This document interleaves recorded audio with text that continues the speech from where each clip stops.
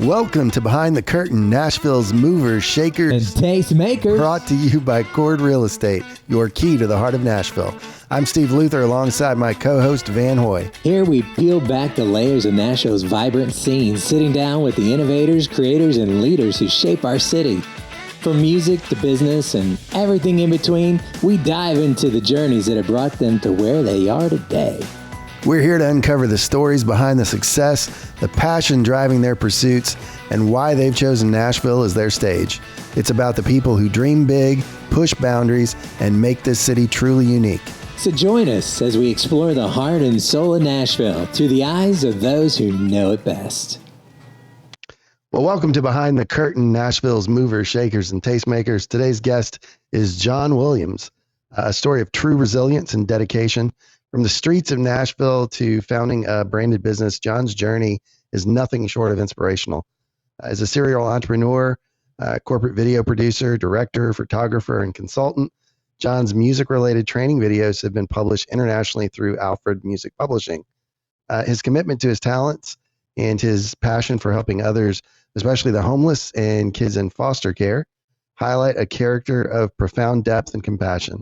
John's success story, underpinned by his humility and the reserved use of certain language for the divine, adds a rich layer to his fascinating narrative.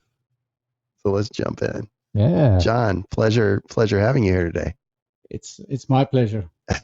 When I first got the invite, I'm like, I don't know if I'm a mover and a shaker. Well, maybe you're a tastemaker. I am. I like it. I was excited because before we went hot with the mics, we got to chat a little bit and found out we have all kinds of people in common. So that's good. Well, which is not. We might have even shared a few hallways. I believe so. Yeah. Van somehow seems to know everyone everywhere. It's just ridiculous. But You never know. Well, give us a brief overview of your personal and your business background. Let's kind of start in South Africa. You were born and raised there, spent 36 years there. Talk to us a little bit about that. So you just got here, right? 36 years. Yeah, exactly. Yeah. I'm actually, if you subtract my age minus the 36, that's actually really how old I am. I like it. In the US. I like it. Yeah. And my social security statement shows that there's like 18 years missing. That's good. That's good. Of income there. So, what part of South Africa? So I was born and raised in Pretoria, South Africa. Lived a little bit in Joburg, which is Johannesburg, right, and then Cape Town for a very brief stint. And then I came to the United States as a missionary on like a 40-day trip, and I was going to attend a music in the Rockies. Right, of course. Yeah, with Christian artists, and so people like, you're a missionary to the United States.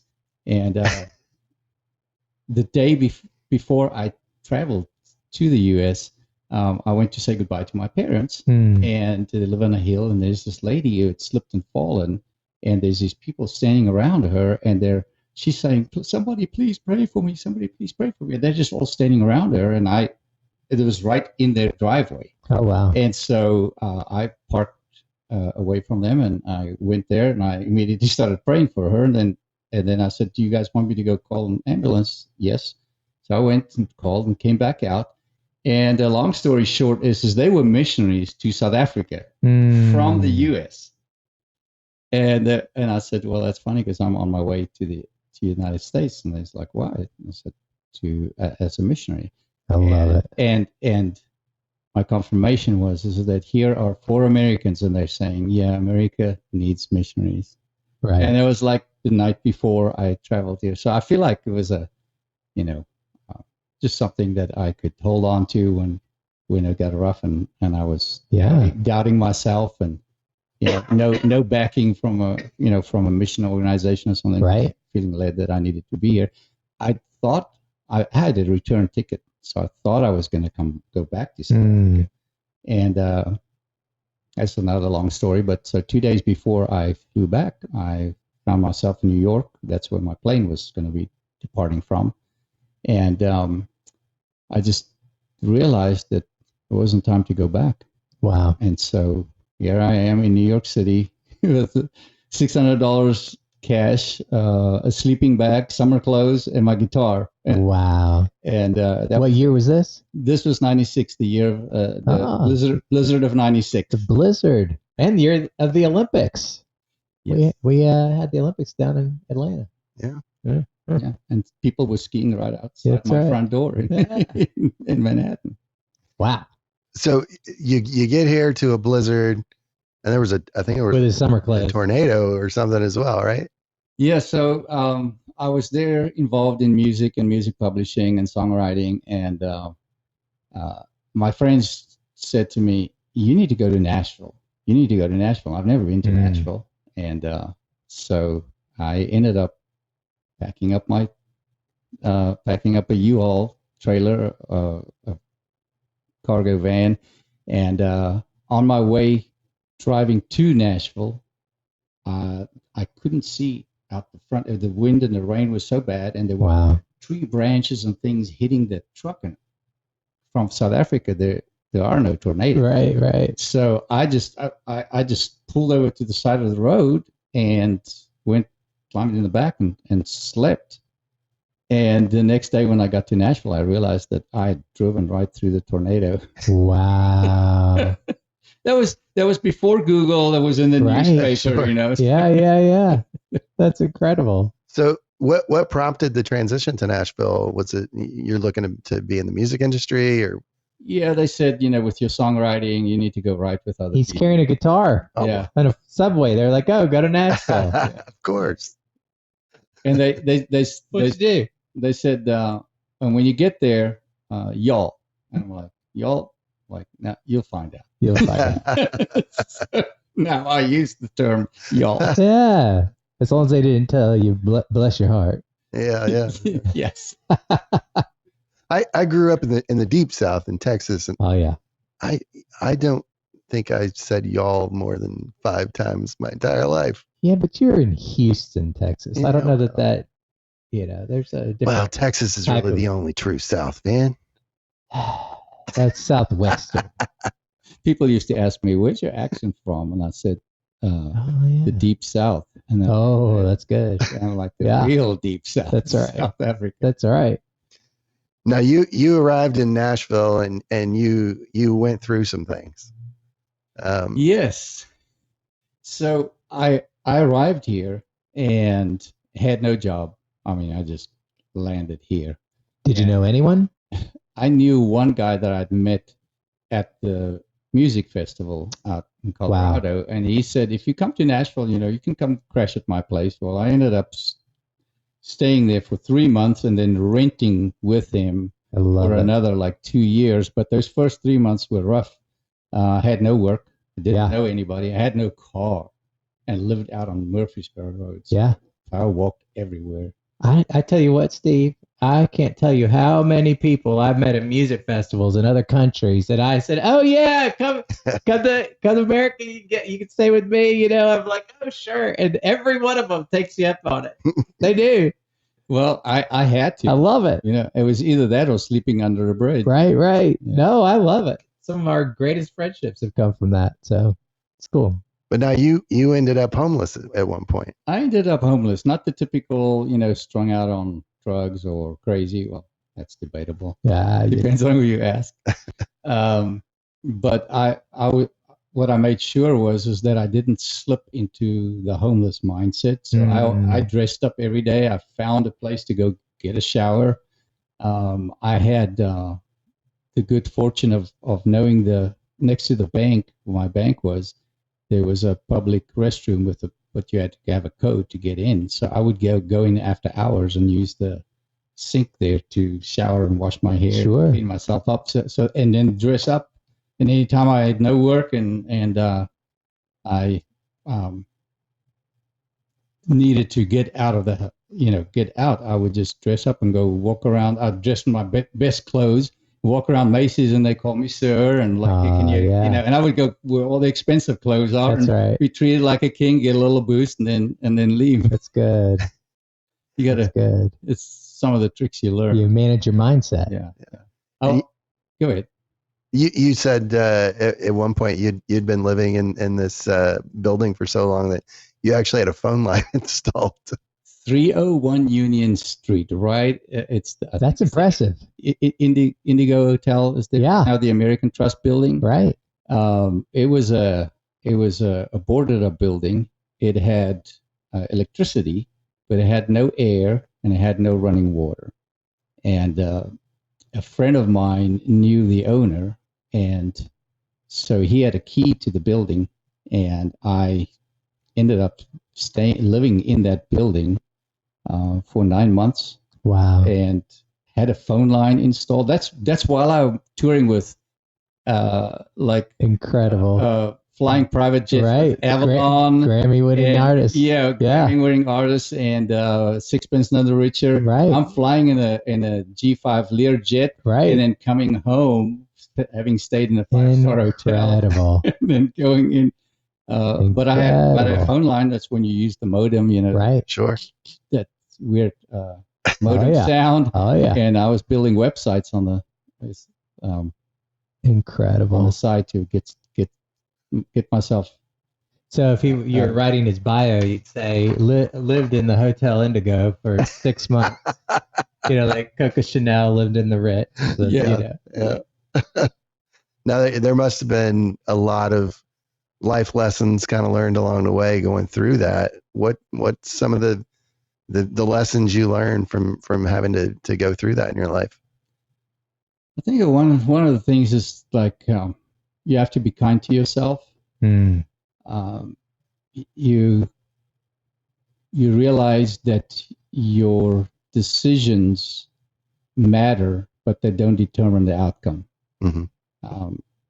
And so it's a lot of humility that you have to muster to actually have that mindset, because we think we decide and then it happens.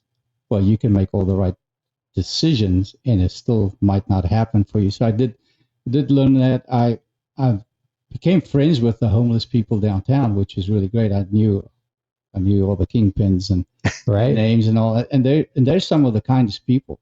They were some of the kindest people. One day I was sitting outside the Indigo Hotel. Yeah. By John Williams. That's right. Collection. I love it. Yes, that's right. I was sitting outside the steps, and I had a key to the door right behind me to get inside where my bed was. Yeah, it's your building. Yeah, it was my bed. 67,000 square feet. While I was living in that building, we made an offer to buy the building. I love it. Seriously, I love it. So anyway, if I'd had the money, I would have banked. Incredible. Anyway, so I was sitting there, and the guy was walking past me, and he came and sat next to me, and he was obviously homeless, and he's talking about his homelessness, and I said to him, well, he's like, hey man, I need to go get something to eat, and I'm like, I haven't eaten today either, and he opened up his little gym bag that he was carrying all this stuff in, and he dug around there, and he took an orange out, and he gave me his orange, and he's like, here you go, man, and that's good. That's humbling, and those are the kind of things that I learned just on the street. Like there's people, some of them, and he told me his story. He just, I don't know if his wife left him or it just happens. A lot of people, a tornado comes through, and those people are homeless the next day. Now, if it's in mass, then there's the Red Cross gets involved and all, but it happens to individuals. That's right. Just so. Were you able to communicate to any of the band members or anyone that you had a situation going on? Or was it something where you felt like you had to keep those two sides of your life separate? People in the music industry, they can be either really sharp, or like we discussed, one of the other artists, two of the female artists that we talked about. They're the sweetest souls and kind and truly generous. But no, I kept my private life private. I see. And nobody knew. This would be a jaw drop moment, right? If they knew. Yeah. It's pretty incredible. You never know. My wife and I are always saying, people go through so much, and you often have no idea. And constantly telling our boys, kindness counts. Kindness counts. They joke that they're going to put it on my tombstone. Kindness counts, because I say it all the time. Kindness does count. Mhm. Yes. So I've got a story. That's why we're here. We want to hear stories. Yeah. So this morning, I one of the car tires has got a slow leak. So I got to baby it every now and again. So today was the day. Oh yeah. And I had my car door open on the other side, and so you have to engage the ignition, not start the motor, but engage it for the pump to work. Oh, okay. And so it's got this annoying ding ding ding ding ding ding ding. The door Right. is open, you know? Right. And I'm on the other side, and I'm very audio sensitive. I'm a sound engineer as well, so I'm turning on the car pump, and it's got this annoying, like a compressor sound. Right. It's just super loud. And I realized that I couldn't hear the annoying sound that was 6 feet away from me. And I just realized that sometimes the noise right around us is so loud that we can't hear what is 6 feet away from us. That's good. And if you're a person and your life is making a sound because you need something, right? But the noise around me is so overwhelmingly loud that it masks, and I don't see you, and I don't hear you. Right. So I just learned a lesson there this morning. It's so good that we need to make effort to recognize the noise in our life. Yes. Tone it down, and then actively pursue other noises. Be aware, so that we could be aware of other people's needs. That's good. Because, I think there were 3 people that knew that I was living in that building. Wow. Van and I, when we met, we're very involved with some nonprofits in Sumner County, and which is north of Nashville. Yeah, and so one of Van's projects was basically to kind of relaunch the youth program of this leadership program that we were in, and I'm like, why don't you have a youth version of this thing?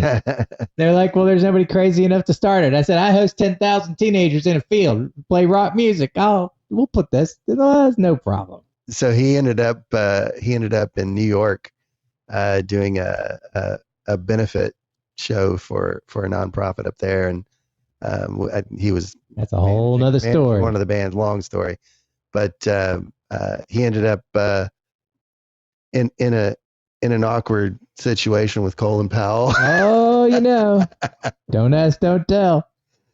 And Colin Powell kind of challenged his thinking on poverty that's all around us that we don't really pay attention to.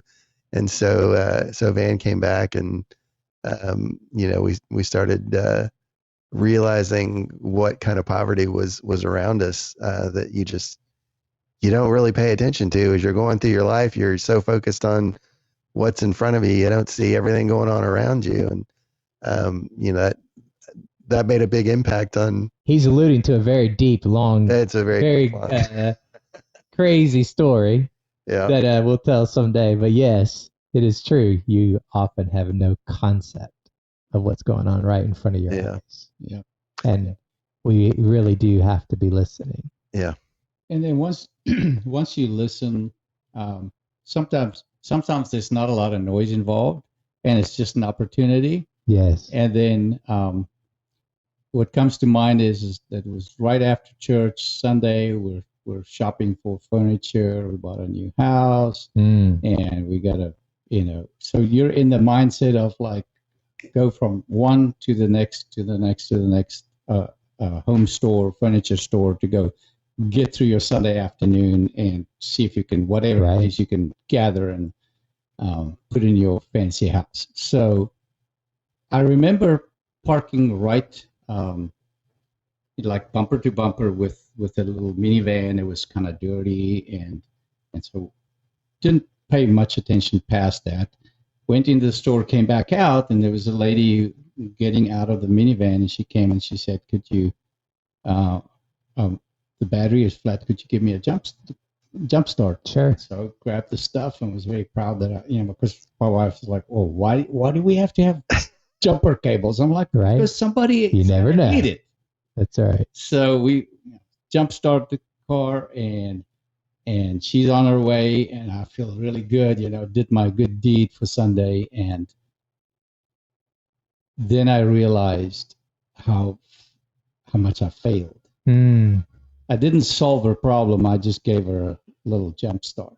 There was a battery store 1.5 blocks from there, and it would have cost me about $120 Right. to have a new battery installed and maybe change this woman's life. All I did was just got her to the next spot, so she would have to go ask somebody else Sure. again.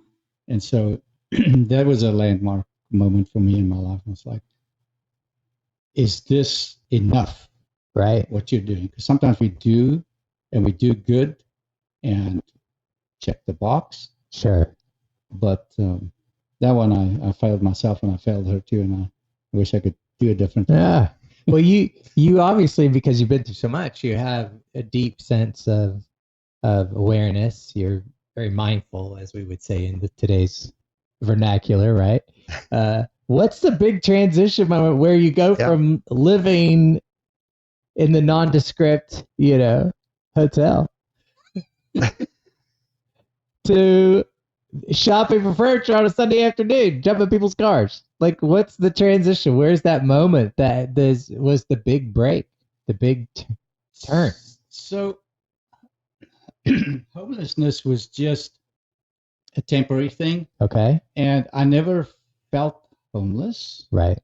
I was very poor at one point in time. I would go to the convenience store at the gas station, and I'm like, I'll take a piece of chicken and a couple of wedges. And they would swipe my debit card, and they're like, no, it's not enough money. And I'm like, okay, take the wedgie, Right. And eventually you leave there because there's only 59 cents in your bank account.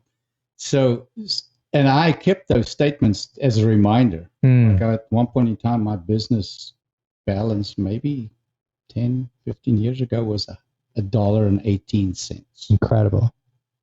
And I mean, especially given your level of success today. So yeah, so and I don't know if I'm that successful. I'm successful in the fact that I survived, right, and that it didn't leave a scar. It left an impression, which is different. So would you say it's your mindset that helped you step forward from the homeless situation? Well, I don't like to call myself a Christian because Scripture says we will be called Christians by our love.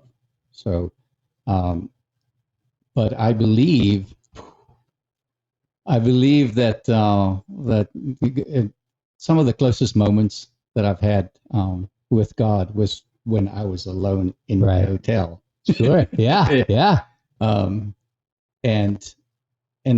So Scripture says he's close to the brokenhearted. That's right. And I wasn't really heartbroken. What was heartbreaking for me is that I was away from my daughters in South Africa for 5 years without seeing them. Wow. No homelessness can compare with that. But you felt called that you were supposed to be here. Yes. So one of the things, so it's mindset, and it's because I had a vision of why I had to be here. I kept saying to God, you need to, I kept saying, why can't I be with my children? And he said, you're the head, they should be with you. Oh. And like, how do you respond to that? You just shut up. Wow. And he said, I'll take care of them. You just need to he said, kept saying to me in my mind and in my heart, he said, it was like, and it sounds, for the people who don't know, don't have a personal relationship with God, I'm not a preacher, but he gives you impressions and he speaks to you, and he used to say to me, I can be a much better father to them than what you can be right now, because you're broken and you need to heal. So he put me through a whole range of things, and I still carry brokenness. I think everybody carries some kind of brokenness, and but so how did I get from there? I was never there. It was just my where I slept. Okay. It was not where I lived. You didn't brand yourself that way. I didn't know, and that was the mindset. Right. That was like, I cannot. And anytime I had like a little bit of money, because a lot of the money that I earned traveling with these bands and sleeping in these star hotels, and I sent back to my children. Of course. And so, but every now and again I would have some money, and I would go check myself into like a very cheap hotel, where I could sleep and watch TV and have a shower and have a bath and have another shower and just like go sleep some more. And I had in the trunk of my car, I had a car, which was great, which got repossessed one day. Yeah, it's horrible when you walk outside, you're on your way to an appointment. Sure. I just knew because I was 3 months behind and I just didn't have the money. And the bank they wouldn't accept one payment at a time. They said, no, you cannot make any payments. You may have to pay everything. So that I ended up working for another nine months. Yeah. And somebody gave me a car, and then I bought another car. I gave the car away. So I got a car and I gave one away. It was pretty incredible. Cool. So was there a venture or a deal or a tour or something that was the big moment? Yes. So with traveling with bands, I ended up having the privilege to work with producer John Ryan in LA. And one of his bands, he just got signed to Madonna's Maverick label. And he flew me out to LA and put me up there, and I was tour manager and front of house sound engineer for the band, and they were in rehearsals, and we were just about to go on tour, and then Maverick decided to drop the band. Got it. So the band was still committed to do the tour. Sure. So I came back to Nashville, and from my hotel, and I should have gotten myself like some robe or something. I know. I wish I'd known you. Maybe we did know each other and I didn't realize it. But so I told them, listen, pay me $500 and I will manage the tour from a distance. I will continue advancing all the shows for you. Yeah. And I actually created a website where daily they would log in and it would be, everything would be there. Now, what year was this? 1999. Okay, somewhere out there. Yeah. And then this guy that worked for Def Jam Records, David Leach. Okay. If you go, I had the privilege of going to his house. He had over 2,000 platinum albums. Incredible. Everywhere. And so he heard from John Ryan that I had done this good deed for the Will Seabrook band, and he just called me one day and said, "Hey, I think I have a job for you. Are you available?" And I said, "Yes." He was like, "Why don't you?" He said, "Can you come for an interview tomorrow?" I'm like, "I'm in Nashville. I know he's in New York." And he's like, "I'm in St. Petersburg, and if you check your email, there's a plane ticket waiting for you." Wonderful. And so I went for an interview, a job interview, with a billionaire. Incredible. Bill Edwards. He runs a bunch of entertainment companies, and this was Big Three Records. Right. And so I get there, and I didn't know who this guy was. There weren't a lot of billionaires in '99. No. Like there are today. There's no crypto back then. Yeah, exactly. So here's Bill Edwards, the billionaire. and here's David Leach, who I'd met once or twice before. That's the guy who called me. Right. And then there's this other guy, his name is Quadri. Hmm. So if those who are in the music business might remember him. But so afterwards, I went to his office, and behind his desk, behind Quadri's desk, is a 50 million Incredible. 50 million albums. Yeah. Boys to Men. He was their manager. Incredible. So here I'm sitting in this meeting with all these guys, and they just let me sit there. And so they're talking about who they're going to hire, who they're going to hire. We're going to drop $250,000 on promotions for this band and this. And so I'm just sitting there. And so eventually the billionaire looks over. He says, "Come sit here." He said, "I hear you want to work with me." I'm like, "Yes." Yeah. Yeah. Yes, please. Yes. Yeah. Yes. And so I made it for resume something, and I came up with a slogan that said, "Big dreams, managing big dreams is no small task." And he looked at it and he's like, "Oh, may I have to borrow that?" Because his company is called Big. Very good. Yeah. So he's like, "Well," and he just asked me like 2 or 3 questions, and he's like, "Well, why don't you go with him and get your paperwork started?" So that was my interview, like asking a couple of questions and listening to them banter. And so they took me to admin, and I had to sign documents. Of course. That much. And so they're like, "Hey, this is 1999. They're like, is $1,500 okay to start with?" And I'm thinking $1,500 a month is, for somebody who's living right on the street, that's a lot of money. Right. And I'm like, and they said, because I hesitated, they said, "Per week." And I'm like, "Yes, yeah, that's okay." I love it. And so then they said, I said, "When?" They say, "Are you okay if we start you today?" Well, sure. So I got paid the day I got the interview. Right. And then they flew me back to Nashville, and I'm like, "When am I working?" They're like, "Well, we're not ready. The band's not ready for you yet." So I spent 10 days on payroll, getting paid $1,500. Right.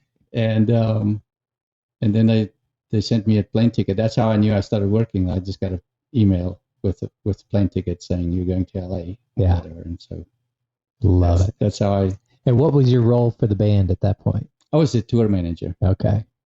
So. Gotta love that. I mean, yeah, that's definitely a story of resilience. You stuck it out until that's right. The opportunity came, and you didn't give up. Yeah. And obviously spirituality was a big part of your story too. I kind of alluded this in the intro, but you do something that I thought was so interesting. You have like reserved language for your spirituality, for God. Talk a little bit about that and kind of where that started. We're going deep. Yeah. We're going deep today. We're not just talking music business. We're not just talking, touring and all the stories behind the scenes. We're going deep. Well, if you're in a courtroom, you call the judge your honor. You can't call him sir. Right. Especially if it's not a sir. If you're, in the presence of, the King of England. That's right. It's your highness and all. So that everybody in that is in a hierarchy, that they have a title, and you have to address them in a certain way. Well, in the culture that we live, God is like, he's like the hamburger. God's awesome. And this hamburger is awesome. And oh man, this beer is awesome. Right. And so everything is awesome. And I just realized one day that I didn't have anything that I had reserved vocabulary wise to address God. It's just, "God, please help me. Please help me." That's kind of like how a lot of our lives are. And so I just decided I'm going to reserve the word awesome. So God, and I tell him, "Lord, you're my only awesome. God, you're my only awesome." And so when somebody said, kind of a Rich Mullins kind of reference here. I don't know. Yeah. I don't know. Awesome God. Yeah, he is. Yeah. Richard Mullins, he, It's good. that song was That's definitely one of the theme songs of my life. I love it. Yeah. And, but so you reserve the word awesome. Yeah. So this is not awesome. This is great. Steve, you are not awesome. No, you're amazing, okay but you're not awesome. I'm okay with that. You're incredible, man. Yeah. So it does something for me. Right. And I love it. I find myself, if we're sitting down to eat, and you're like, man, this guacamole is awesome. Under my breath, I'll say, God, you're my only awesome. That's so cool. I'll just remind myself. Yeah. That and it's just it's something small, but it's big for me. Yes. Because there's another scripture that says, give honor where honor is due. Mm-hmm. And God's not my buddy. Jesus is my friend, but God's my father, and then all three of them, they're God, and to be revered. Mm-hmm. And it says the demons know God and they tremble. Right. And I think they can see him better than what we can. For sure. So, yeah. So God's awesome. I love it. The fact that I'm sitting here is great. Right. But God's awesome. I love it. It's good. So you were tour manager. How did you get into video production? What was the transition there? So I married a sweet lady, and she had 2.5 teenagers. One was 9, and then the other 2 were teens, 13 and 16. And I was gone every weekend, and I just realized I can't be a dad from a distance. Right. So I made a very, very, it was really tough. That was one of the toughest decisions I made, is to give up my audio music career and become a dad. And then I just kept getting calls for music and tour management and sound engineering. But I wasn't that anymore. I couldn't. You knew that travel. wasn't. Yeah. Yes. So I decided to start a eBay business first. Yeah, and grew that in about 2 or 3 years to a $500,000 business way back in the day. Incredible. We had personal phone numbers to the eBay guys. We had personal phone numbers to American Express. My American Express card, I'm talking 2000, 2001, 2002, somewhere around there, was like $50,000, $60,000 a month, and we paid off every month. Sure. And so we had personal phone numbers to all of these things, and at one point in time, I had like 16 video cameras. I'm like, I've got a lot of video cameras. What is that? Right. So anyway, so we put on a live event, a pay-to-play event. Yeah. And had 14 bands in one day on stage. It's great. And everybody walked away with a live switched. And the guy, Russ Long, great friend of mine. Yeah. He mixed the Sixpence None the Richer album. Sure. He was in the truck outside mixing. So we had I had Leanne Rhymes's front of house engineer, Steve. At the time he was mixing the bands live, and then Russ Long was in the truck outside mixing to tape. So Incredible. They had a full on live event video. You play and you leave with your tape. Yeah. And a CD the next day. That was a big deal back in the day. Of course. Yeah. So that, and then it was called Live Video Showcase. Cool. And then from there started doing the videos, thinking that I was going to be doing music videos. Right. And corporate's what pays the bills. Yeah. Well, we had all kinds of music video channels, even here in Nashville back in the day. Yeah.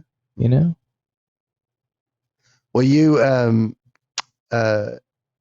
have obviously worked with a lot of pretty insane people over the years and done a lot of projects. Are there any projects in particular that kind of stand out in your mind? Like, man, I'm really, really proud of what I did with that. Don't be humble. This isn't the time for that. This is the time to toot your horn a little. It was great. We got offered very early on in my business, HD Perfect, the video business. Got an opportunity to create these training videos for Alfred Music, and was able to get free reins to produce. So we produced, I think, 8 training DVDs for them. 5 of them were software related, like Logic, Sonar, GarageBand. Like from the beginning, like even now, 20 years later, it's 20 years later, if you pop the DVD in, right, if you can find a DVD player, right, then you will be able to set up a basic home studio for GarageBand. Got it. Even though GarageBand is probably so many versions later, of course, the basics are still in there. And we also did Modern Live Sound, which takes you from the very, very basics all the way through to live festivals. Right. And then Modern Live Sound for churches. So at one point in time, I got a glitch in delivering some of these videos. And I figured I don't know if Alfred actually believes me that there was something with software. I was telling Apple techs on the phone what their stuff could and couldn't do. That's how deeply involved I was with this, trying to fix the problem. So I packed up my large iMac and flew out to Alfred in Van Nuys, California. And when I walked through the door, there was this little sign and it says, "Welcome, John Williams." And it was like, that had to feel good. Yeah, that was like, really? So that was because I was always the guy shepherding people where, sure, welcome so-and-so, the big act, the main act, right. The headliners, I was the one behind them. And so just it was kind of cool. That's good. Well, you've been through a lot. What's some advice you can give for young people who, just kind of getting started in music and video, whatever, that are kind of new to Nashville? Like what's the advice you give them to make it happen? Slow down and pay your dues. Really. They want everything instant. They come fresh out of college. They know everything. No, you don't. No, you don't. No, you don't. You don't. And they want to charge commercial rates. Right. So I can't hire them. I can't trust. I tell my clients, an intern will never show up on your gig. I bring trained, seasoned professionals that I've worked with sometimes for a decade or more. Right. Those are the people that I bring to your project. And then so for the folks who just graduate out of college, or who's still in college, or just playing around or wanting to start your own business, come learn from somebody who's been there and done that. And I haven't been there and done that, because the guys who started in '69, who went through film school and loaded 16 millimeter film, right, and all that, I'm jealous about their experience. Who had to have huge lights that weighed like a third of a ton. Now you pack lights. I fly and do interviews and stuff like that, and my lights are like this tiny. It goes in my carry-on bag. So yeah, just don't price yourself out of the market. Don't send a Word document as an attachment. Send a PDF. It's like little things like that. But because Word documents, that's what the phishing scammers do. They embed stuff in there. So anything with a Word document, any professional knows what they're doing, and I'm going to open it. Right. Especially if they don't know you. Mm-hmm. So, I don't open half the way he sends me. Yeah, that's a fact. That's a fact. Don't open a Word document. I'm not kidding either. I don't know. Do you think that will help somebody? Absolutely. Absolutely. Yeah, and contact me. Yeah. So obviously you went through being homeless. You're successful now, and you're giving back. Sounds like he was successful then too. Well, that's fair. I think that's kind of That's the fair. point. But you're to the stage now where you're able to give back and make an impact. You work a lot with homelessness and also foster kids. Talk to us a little bit about that. What do you do with those, and why do those mean so much to you? It's a passion of mine that came out of nowhere. I was still in my homeless years. I would spend a lot of time at Starbucks, reading the newspaper on a Sunday after church, and so I go skip past the obituaries and stuff like that, and then towards the end there were these pages and pages and pages of people advertising to adopt children, and I was like fascinated by it. It's like I'm a doctor, my wife's a nurse, I'm a attorney, my wife's a CPA, or the other way around. Like in the Tennessean. Yes. So, really? Yes. So this was before Dr. Google. Yeah. So I would read these things because wow. I had time. Okay, and I'm right. And you can only read so much of your Bible. I'm not that holy. Right. There's also scripture that says if you find honey, don't eat too much because you will vomit. Oh, listen to that. So I would read the newspaper and I saw all these. So I'm thinking it's like homes for sale. Right. They start with the lowest price and then you end with the highest price. Okay, that's right. So I'm thinking, okay, starting with the babies. Sure. And then as you progress, you're going to get now, this is 3-year-olds, and we want to adopt a 5-year-old or a teenager or something. They were all babies. Wow. And I've been given the gift of empathy. And I just imagined I'm a 13-year-old kid in a foster care situation. Right. And I get my hands on the newspaper and I've got time on my hands and I'm going through this and I'm like, oh, there's people wanting to adopt people. And I'm reading through this thinking, okay, start low, end high. So there's gonna be somebody there looking for somebody like me, only to realize that there wasn't anything for you. You put yourself in their shoes. Yes. And that's where the burden came from and where the vision started developing. And it took me about 18 years I found out that when kids in foster care age out, when they turn 18, the state releases them. So there's 10,000 teenagers that age out of the foster care system in the United States every year. And happy birthday, this is your 18th birthday. Right. Here's the street. Right. How's that for a birthday gift? And not all of them become homeless, because there are people that have a support network, but they go live with a grandma or something, get a job. But if you read the statistics of how many of them, get incarcerated, become prostitutes, drug addicts, suicides, it's horrendous, and it's just a revolving door. It just every year that statistic doesn't really change. And so 3 years ago, I started. I incorporated a nonprofit called Stop Aging Out, and the mission is to eradicate homelessness amongst American teens aging out of the foster care system. And there's just a one-page website up there. There's no fundraising. There's nothing, because I don't want to ask. I've never asked for money. Right. I would go hungry before I would ask for money.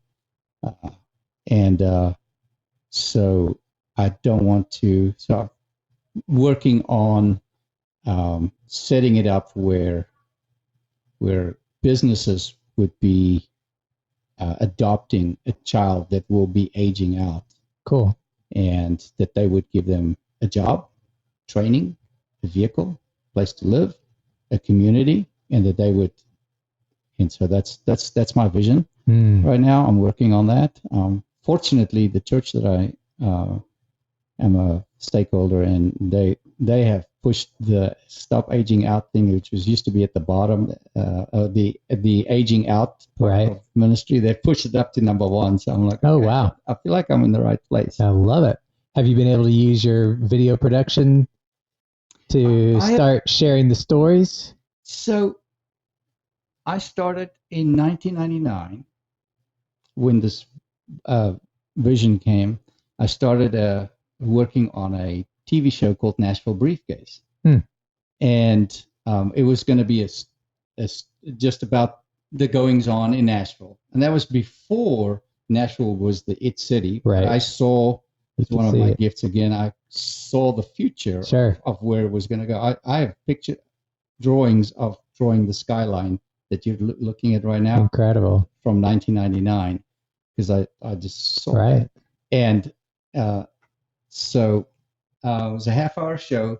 The whole idea was to have a teenager with an adult host, hosting along, and just having some fun moments, like if we're featuring like an ice cream store on Broadway or something, having the kid, just being kid with ice cream, and featuring the businesses, and that's how that would pay for the actual for the show, and then at the end,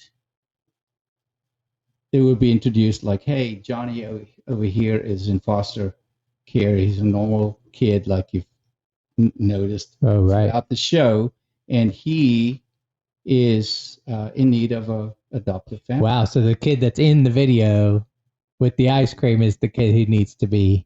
Yes. Wow. And that's intense. If you look at my if you look at my notes, I was trying to figure out how could I have live interaction in 1999. How could I have live interaction with people like you have now with American Idol and all that, where people vote and all that kind of stuff. I was trying to do that where people could call in live. And anyway, so the church that I'm part of, they have a video team, and I offered to help, and they've not called on me to help them yet. But we've gotten over 400 children adopted through. Well, why didn't you lead with that line? I'm over here like, some idea. He's got some idea, something someday he wants to do. He's already got 400 kids placed. That's incredible. Well, so that's the church did that. Yeah. You got to lead with the lead, like you put it way below the fold. That was none of my doing. Maybe mine was praying and aching for those kids. Yeah. Well, you helped them bring it to the forefront, right? I don't know if I did that. But. Well, you brought me a very humble person here. I know. Deep stuff. I love it. Yeah. So what I'm saying is I didn't shoot the videos, but the concept that they have right now is with they right in line. They create a 3-minute highlight video of these kids. Yes. And you can go on the website and you can see who's incredible. To be, who's up for adoption, and you can actually experience the kid, and they ask them questions and stuff like that.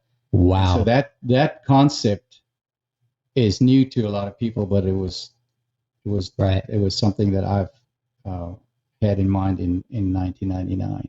And we actually shot some episodes, and it never made it out there. Sure. Because I was poor and homeless. And anyway.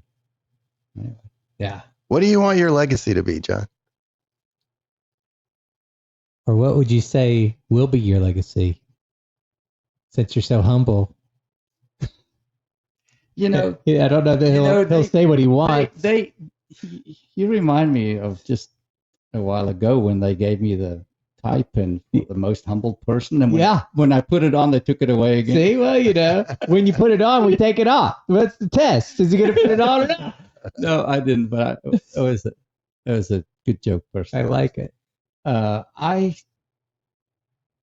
I want to leave behind. Firstly, I want my children and my grandchildren to know what their what their origin is, like how deep my roots went, so that when they find themselves in a place where they need to hold on. And I have 3 beautiful daughters, and a bunch of grandkids, and so Do they know your story? I think they will learn some, but yeah, they don't know half, but not even. Because you talked about the years that you were away. Yes. Do they now know what you were away overcoming, or what God did in your life in that time? It's a long weekend getaway that needs Yeah. to happen with all of them, so I only need to tell. How the story wonderful. once. Yeah.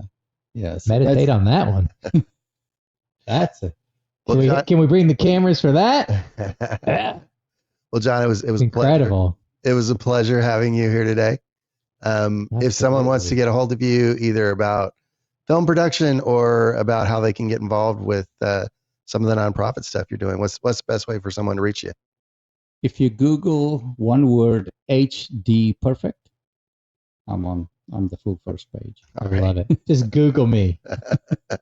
I love it. Yeah, and tell them to send the John Williams checks to my It's it. box, please. He said checks, not checks. Checks. Checks. Yes. Yes.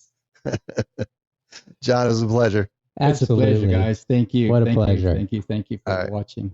We'll see you guys next time. Yeah.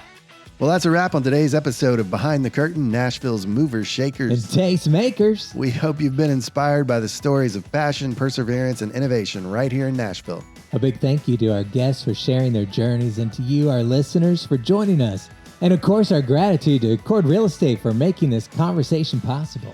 Don't forget to follow or subscribe to our podcast on your favorite platform. Thank us. Yes, you did. Oh, I guess I did. Well, thank us. Okay. Like I was saying. Oh, yeah. Don't forget to follow or subscribe on your favorite platform to catch every episode, and hit that notification bell. We've got plenty more fascinating guests lined up, ready to share their insights and inspirations. And we love hearing from you, so reach out to us with your thoughts, questions, or suggestions for who you'd like to hear from next. Until next time, keep chasing your dreams and making your mark in Nashville. Oh, my goodness. Remember, Am I talking to Casey it's Kasem? the people behind the scenes that make the city shine. I love it. Take care. See you behind the curtain.